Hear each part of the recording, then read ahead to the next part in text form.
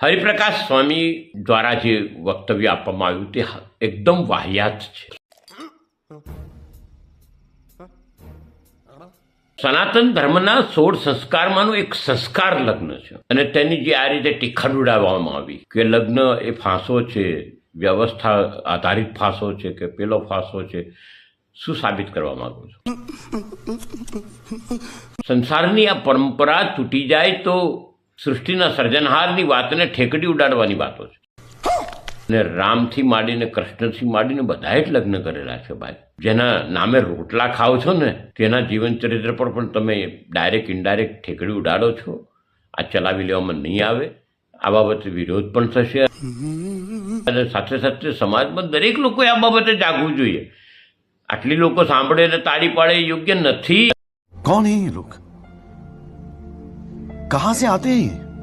કેવી રીતે કહો તમે? સંસારના રસના 2 પૈડા છે એવું શાસ્ત્રમાં લખેલું છે અને નર ને નારાયણીની વાતો લખેલી છે. ત્યારે આ વાતો પાછળના કંઈક મહત્વ છે, જતી સતીની વાતો છે, એની પાછળના કંઈક રહસ્ય છે, તેની ઠેકડી ઉડાડી છે. આ ક્યાંય ચલાવી લેવા જેવી નથી. નાનો 100% વિરોધ થવો જોઈએ ને હરિપ્રકાશને બુદ્ધિ આવે એવી હું તો ખરેખર પ્રાર્થના આપું, પણ પ્રાર્થના આપવા કરતાં વધારે આ લોકોને તો પદાર્થ પાઠની જરૂર છે. लेकिन एक सेकंड, रुको जरा, सबर करो. बोला धक्का बुक्की नहीं करने का, आराम से लेने का. हाँ, ભગવાન ને કઈ દેવતાઓ કઈ સુખી છે નહીં. મારા આ દ્વારકા તમે જાઓ 8 રાણીઓ છે પણ મંદિરમાં એકલો ઉભો છે. એ કે હારે રાધાય ગોકુળ રહી ગઈ ને રોખમણી દરિયા રિહાઈને બેઠી ને હાથ ઓલા બેટમાં બેઠ્યું ને એકલો જ ઉભો ઓળા જેવો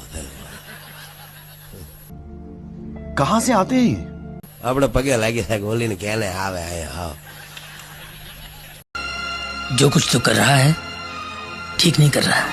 में कहा धर्म संस्थापनार्थाय, मैं धर्म के स्थापन के लिए आता हूं. ये आदमी पूरे संसार में धर्म स्थापना के लिए टूट गया. द्वारिका में धर्म स्थापन न कर सका.